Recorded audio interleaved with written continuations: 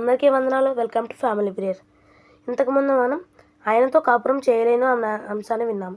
ఇప్పుడు మనం పిల్లలు లేరని దిగులు చెందుతున్నావా అనే అంశాన్ని విందాము. పిల్లలు లేరని దిగులు చెందుతున్నావా? పిల్లలు లేని వారి కోసం. ప్రియమైన నీకు అబ్రహాము లేక, అత్యంత ప్రియమైన నా కుమారునికి కుమార్తెకు శుభములు. పెళ్ళైనా పిల్లలు లేకపోతే అది ఎంత కష్టమో నాకు తెలుసు. ఎందుకంటే నేను కూడా పిల్లలు లేనివానిగా చాలా కాలం బాధపడ్డాను. కానీ ఓ రోజు దేవుడు ప్రత్యక్షమై నాకు పిల్లల్ని ఇస్తానన్నాడు. సమస్తం విడిచిపెట్టి ఆయన్ని వెంబడించమన్నాడు. ఎంతో ఆశతో పిల్లల కొరకు ఎదురు చూస్తున్న నాకు ఆ వార్త గొప్ప సంతోషాన్ని ఇచ్చింది. వాగ్దానాన్ని పొందుకున్నాను. దానికోసం సమస్తాన్ని వదులుకున్నాను. సంవత్సరములు గడిచింది, పిల్లలు లేరు. 5 సంవత్సరములు గడిచాయి, పిల్లలు లేరు. 10 సంవత్సరములు గడిచాయి. అలా 15, 20, 24 సంవత్సరాలు గడిచిపోయాయి. వాగ్దానం చేసిన దేవుడు ఏమైపోయాడు? నా ప్రార్థనలకు, నా భక్తి జీవితానికి ఏది జవాబు అని ఏనాడు దేవుడిని నిందించలేదు. కారణం, మాట ఇచ్చి తప్పుటకు దేవుడు నరుడు కాడు. ఆయన్ని సంపూర్ణంగా నమ్మాను. అనుకూల సమయం రాని వచ్చింది. నా జీవితం చిగురించింది. దేవుడు తాను ఇచ్చిన మాట నెరవేర్చాడు. పన్నంటి బిడ్డను నాకు బహుమతిగా ఇచ్చాడు.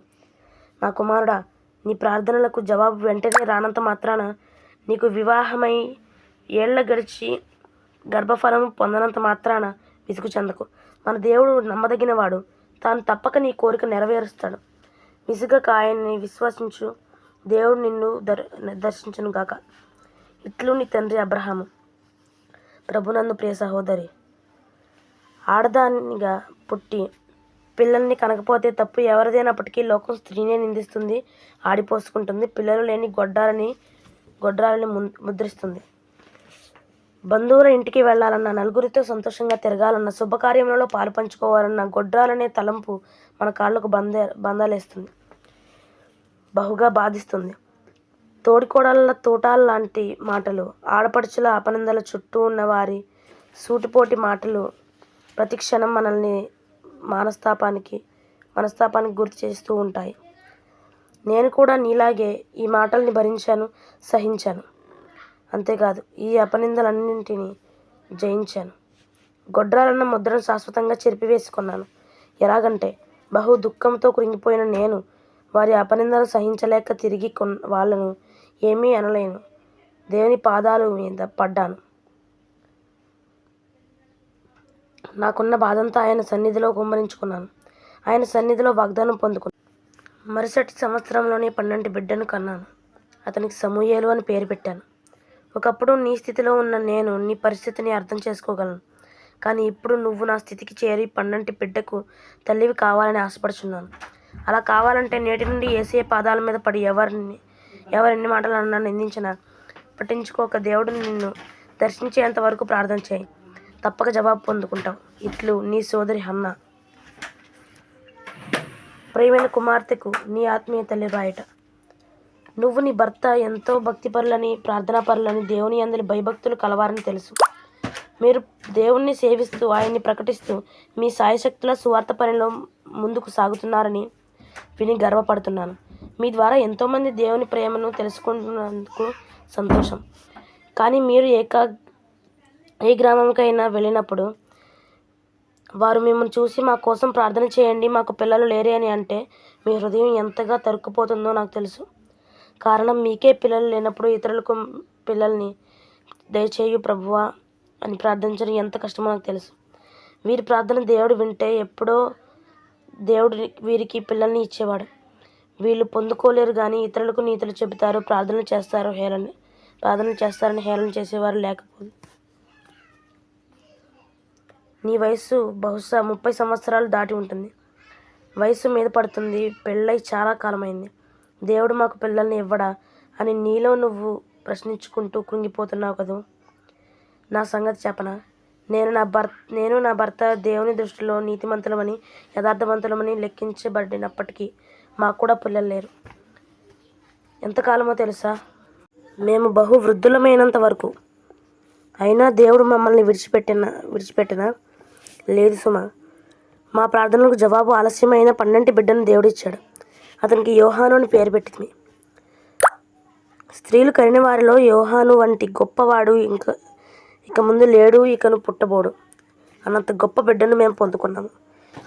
గనుక నీవును పొందుకుంటావు, ధైర్యంగా ఉండు. ఇట్లు నీ తల్లి ఎలిజబెత్. వీరు గొడ్రాళ్ళే అయినా పిల్లని కన్నారు. ఆదికాండం 16వ అధ్యాయం 1వ వచనం. అబ్రహాం భార్య అయిన సారాయి అతనికి పిల్లలు కనలేదు. కానీ దేవుడు అబ్రహాంతో చెప్పిన నిర్ణయ కాలంలో సారా గర్భవతి అయి అతని ముసలితనమందు కుమారుని కనెను. ఆదికాండం 25వ అధ్యాయం 21వ వచనంలో ఇస్సాకు భార్య గొడ్రాలు గనుక అతడు ఆమె విషయమై యెహోవాను వేడుకొనెను. ఆదికాండం 25వ అధ్యాయం 21వ వచనంలో యెహోవా అతని ప్రార్థన వినెను కనుక అతని భార్య అయిన రిబ్కా గర్భవతి అయ్యెను. ఆదికాండం 29వ అధ్యాయం 31వ వచనంలో యాకోబు భార్య అయిన రాహేలు గొడ్రాలై ఉండెను. ఆదికాండం 30వ అధ్యాయం 22 నుండి 24వ వచనంలో కానీ దేవుడు రాహేలును జ్ఞాపకం చేసుకొని ఆమె మనవి విని ఆమె గర్భం తెరచెను. ఆమె యోసేపును కనెను. 1 సమూయేలు గ్రంథము 1వ అధ్యాయం 2వ వచనంలో హన్నాకు పిల్లలు లేకపోయిరి. 1 సమూయేలు గ్రంథం 1వ అధ్యాయం 19-20 వచనాల్లో కానీ యెహోవా ఆమెను జ్ఞాపకం చేసుకొనెను గనుక హన్నా గర్భవతి అయి సమూయేలును కనెను. న్యాయాధిపతులు 13వ అధ్యాయం 2వ వచనంలో మనోహ అనునొకడుండెను. అతని భార్య గొడ్రాలై కానుపు లేకుండెను. న్యాయాధిపతులు 13వ అధ్యాయం 24వ వచనంలో కానీ ఆ తర్వాత ఆ స్త్రీ కుమారుని కని సంసోను అని పేరు పెట్టెను. లూకా 1వ అధ్యాయం 57 నుండి 60 వచనంలో జకర్యా ఎలిజబెతు వీరిద్దరూ ప్రభువు యొక్క సకలమై ఆజ్ఞల చొప్పునను న్యాయవిధుల చొప్పునను నిరపరాధులుగా నడుచుకొనుచు దేవుని దృష్టికి నీతిమంతులై ఉండిరి. ఎలిజబెతు గొడ్రాలైనందున వారికి పిల్లలు లేకపోయిరి. మరియు వీరిద్దరూ బహుకాలము గడిచిన వృద్ధులైరి. కానీ ప్రసవ కాలము వచ్చినప్పుడు ఎలిజబెతు కుమారుని కనెను. అతనికి యోహాను అని పేరు పెట్టెను. గొడ్రాలైన సారా ఇస్సాకును కన్నది. గొడ్రాలైన రిబ్కా ఏశావును యాకోబును కన్నది. గొడ్రాలైన రాహేలు యోసేపును బెన్యామీనును కన్నది. గొడ్రాలైన హన్నా సమూయేలును తదితరులను కన్నది. గొడ్రాలైన మనోహ భార్య సంసోనును కన్నది. గొడ్రాలైన ఎలిజబెతు యోహానును కన్నది. యెషయా 54వ అధ్యాయం 1 నుండి 14 వచనాల్లో గొడ్రాల పిల్లలు కనని దాన జయగీతమెత్తుము, ప్రసవ వేదన పడని దాన జయ కీర్తన నెత్తి ఆనందపడము.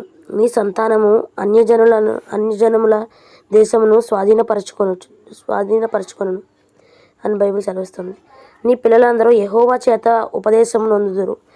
నీ పిల్లలకు అధిక విశ్రాంతి కలుగును. నీవు భయపడనక్కర్లేదు. బాధించువారు నాకు దూరంగా నుందురు అని బైబిల్ సెలవిస్తుంది. ప్రియమైన సహోదరి, అధైర్యపడకు. నిన్ను పిలిచినవాడు నమ్మదగినవాడు. తప్పక సరైన సమయంలో నీ ప్రార్థనలకు జవాబు ఇచ్చి నీ మీద ఉన్న నిందను కొట్టివేస్తాడు. నువ్వు నమ్మినట్లయితే దేవుని మహిమ. సామెతలో 23వ అధ్యాయం 18వ వచనంలో నిశ్చయంగా ముందు గతి రానే వచ్చును, నీ ఆశ భంగము కానేరదు. విషయమేమంటే గొడ్రాలుగా ఉన్న వీరు లేక కన్న బిడ్డలంతా బహు గొప్పవారుగా జీవించటం గొప్ప విషయమే.